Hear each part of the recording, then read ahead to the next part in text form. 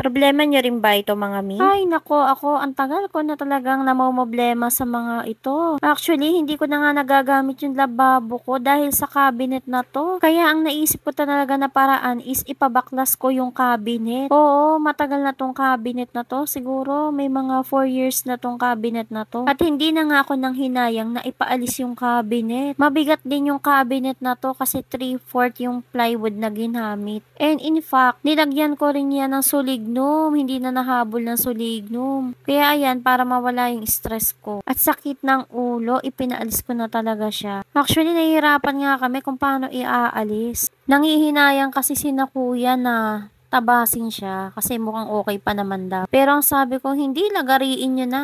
Kasi ang hirap niya talaga alisin. Kahit nga nung ikinabit yan dati, hirap na hirap din kami. So yan, pinuputol na ni Kuya Tom yung cabinet kasi ayoko na talaga siyang gamitin. Dalawa nga silang nagtulong dyan. Actually, tumulong nga din pala ako dyan sa pagbubuhat. At na-realize ko na mabigat nga talaga yung cabinet at hindi siya basta-basta kakayanin lang ng isang tao. At ayan na nga yung nangyari o nakita nyo, 'di ba, may mga bakas siya. Ang pangit na nga tingnan ng wall. Kaya nga after niya, nilinis ko yung lababo. At iniisip ko kung ano ba ang magandang gawin dyan sa wall niya yan. Kasi hindi na nga siya ganun kaganda. Eto na nga pala yung mga pinagkakaabalahan ko last week. After ng order, ito naman yung aking inuna. Sabi ko habang wala pang nakapila na pa-order ay workout ko muna itong aking lababo. Iba din kasi sa pakiramdam kapag malinis yung ating ginagalawan, lalo na yung ating working area. Actually, marami din pala akong mga pinatanggal dito. Meron din kasing harang dyan. Kasi dati, ang likot-likot ng anak ko. Mapasok talaga siya dito sa baking area. Eh ngayon, pinaalis ko na yung gate. Kasi useless din naman na meron kaming gate. Nakakapasok din yung anak ko at alam din niya kung paano magbukas. At ito na yung kinalabasan.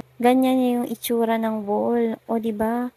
Hindi siya ganun kaganda. At dahil nga sa ganyan, hindi ako matalik. Naisipan ko na lagyan ko ng pintura. Pero bago yan, nakikita nyo, di ba? Nililiha ko yung wood. At syempre, nagpaturo na din ako kay kuya kung paano gagawin. Nilalagyan ko ng parang masilya bayo. Polytop ata yung ginamit ko dyan. Actually, pang kahoy daw yun, pero pwede din daw yun sa wood. Kasi maraming mga nauka dahil nga sa pag-aalis ng cabinet. At ayan, naisip ko nga rin na pinturahan yung wall ng color white. Actually, sa totoo lang, hindi naman talaga ako marunong magpintura at first time kong magpintura talaga. Natatawa nga ako habang gumagawa niyan. Sabi ko, hindi pala biro yung ginagawa nila kuya, mahirap pala yung ginagawa nilang ganito. Nakaka-proud na kahit papaano sinubukan ko yung mga ginagawa nila at nakakasakit pala talaga ng katawan. After nyan sa sakit ng mga braso ko. Hindi pala biro ang magpintura. Lalo na't hindi ka naman talaga sanay sa mga ganyang bagay. Pero habang ginagawa ko talaga to, ang dami kong realization na kapag talaga ginusto mo yung isang bagay, kaya mo siyang gawa ng paraan. At saka yung matuto tayong mag-let go sa mga bagay na hindi na naman natin kailangan. Parang ang lalim ata nung sinabi ko.